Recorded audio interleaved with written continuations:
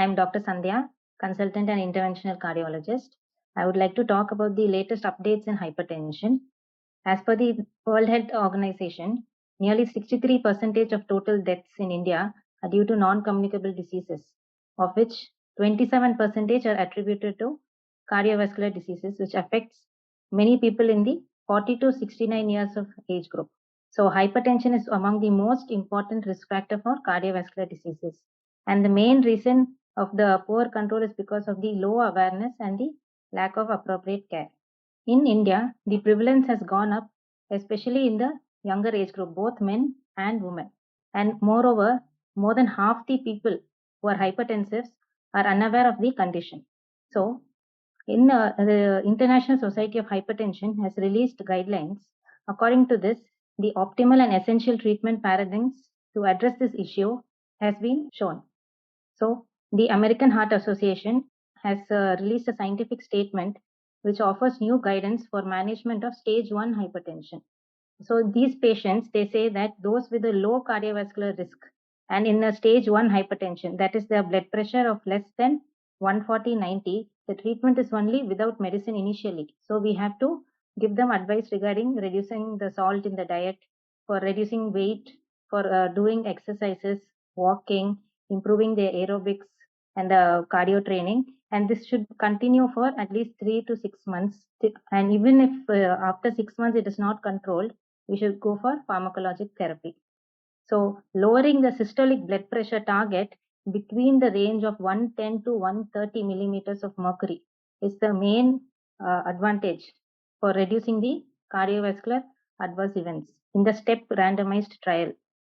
With regard to prognostic value of ambulatory blood pressure monitoring and nighttime blood pressure monitoring, the 2018 European guidelines on the management of arterial hypertension recommends that the diagnosis of hypertension should not only be dependent on office BP measurements, but also out of office, that is the ambulatory BP measurement and home BP monitoring. So 24-hour BP monitoring and nighttime BP measurements were associated with greater risk of mortality and cardiovascular outcomes.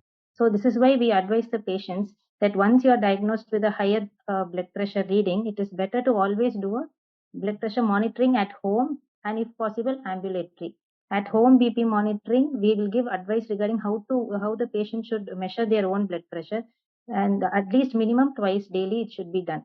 And they may be considered as the most relevant measurements for estimating the cardiovascular risk.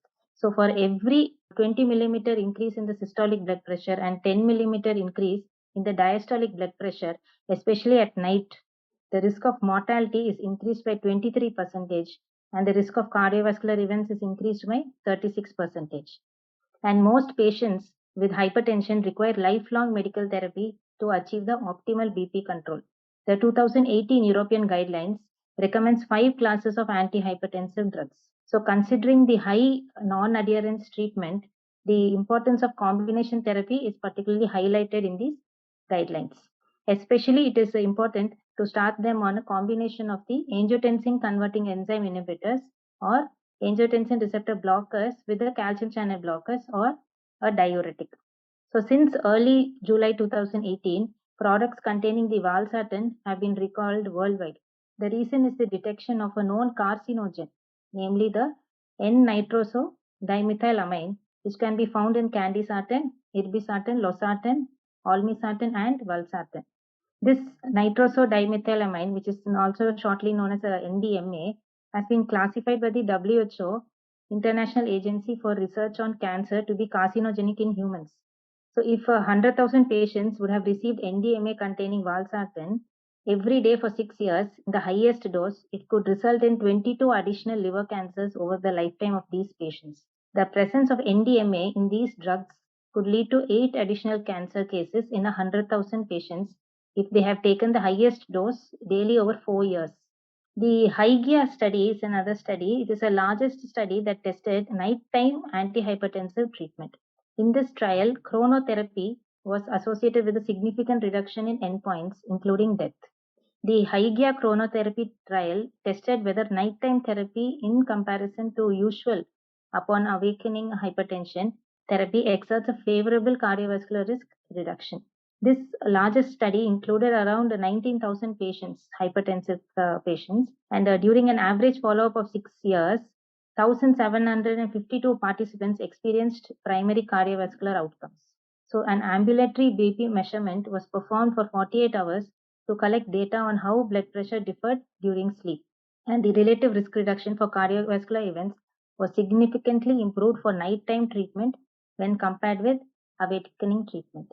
So, I would like to conclude my talk showing that the importance of early diagnosis, continuous monitoring of the hypertension patients, and giving them advice regarding not only medication adherence but also regarding diet and lifestyle modifications, and continuous BP monitoring as an ambulatory blood pressure monitoring or even home BP monitoring regularly is very important. Thank you.